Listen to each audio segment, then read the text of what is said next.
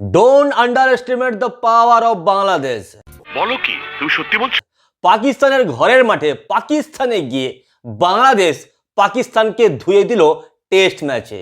পাকিস্তানকে গোহারা হারিয়ে দিল বাংলাদেশ। এটা শুধুমাত্র জয় নয়, রুদ্ধশ্বাস জয় বাংলাদেশে, যা বাংলাদেশের ক্রিকেট ইতিহাসে স্মরণীয় হয়ে থাকবে। এই টেস্ট ম্যাচে পাকিস্তান একটা অবাক করার সিদ্ধান্ত নেয়। পাকিস্তান যখন 448 রান করে ফেলেছিল 6 উইকেট হারিয়ে, ঠিক তখনই পাকিস্তান ডিক্লেয়ার করে দেয়।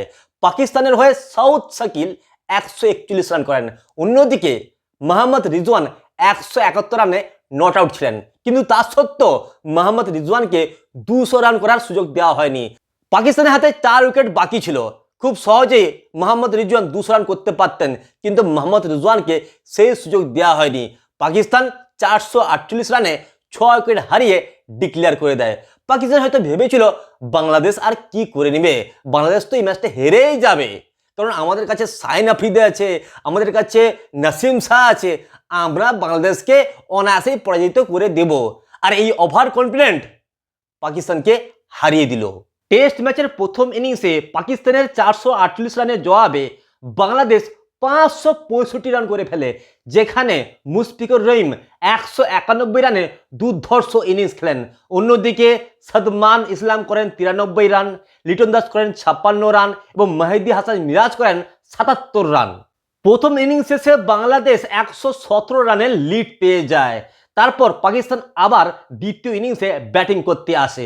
সকলেই ভাবছিল যে চতুর্থ দিন হয়ে গেছে, এই ম্যাচে আর কি হতে পারে, বড়জোর এই ম্যাচটা ড্র হবে, কিন্তু অঘটন ঘটালো বাংলাদেশ। চতুর্থ দিনের শেষে পাকিস্তান ব্যাটিং করতে এসে 19 রানে 1 উইকেট হারিয়ে ফেলে। পাকিস্তান হাতে 9 উইকেট ছিল আর একটা দিন বাকি ছিল টেস্ট ম্যাচের। সকলেই ভাবছিল যে এই ম্যাচটা ড্র হয়ে যাবে, কিন্তু যখনই পঞ্চম দিন খেলা শুরু হলো তখনই সমস্ত কিছু ওলটপালট হয়ে গেল। পাকিস্তান একেবারে দিশেহারা হয়ে গেল বাংলাদেশের বোলিংয়ের কাছে। পঞ্চম দিনের খেলা শুরু হয়। পঞ্চম দিনের প্রথম সেশনেই পাকিস্তান 5 উইকেট হারিয়ে ফেলে। পাকিস্তানের ব্যাটিং অর্ডার তাসের ঘরের মতো ভেঙে পড়ে। বাংলাদেশের হয়ে সাকিবুল হাসান নেন 3 উইকেট, অন্যদিকে মেহেদী হাসান মিরাজ নেন 4 উইকেট। বাংলাদেশের বোলারদের কাছে পাকিস্তানের কোনো ব্যাটসম্যানই দাঁড়াতে পারলেন না। পাকিস্তানের কিং বাবার আজম, যাকে কিং বলা হয়, সে শুধুমাত্র নামেই কিং। কিং কোহলি কিং হতে পারে, কিন্তু বাবার আজম কোন দিক থেকে কিং?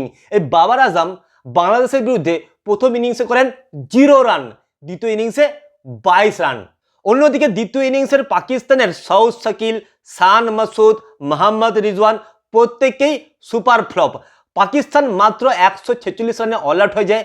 বাংলাদেশকে এই ম্যাচটা জিততে গেলে 30 রানের প্রয়োজন ছিল, আর বাংলাদেশ অনায়াসেই বিনা উইকেটে 30 রান তুলে নেয় এবং এই জয়টা বাংলাদেশের ক্রিকেটের ইতিহাসে স্মরণীয় হয়ে থাকবে, কারণ এটা শুধু জয় নয়, এটা একটা রুদ্ধশ্বাস জয় বাংলাদেশের।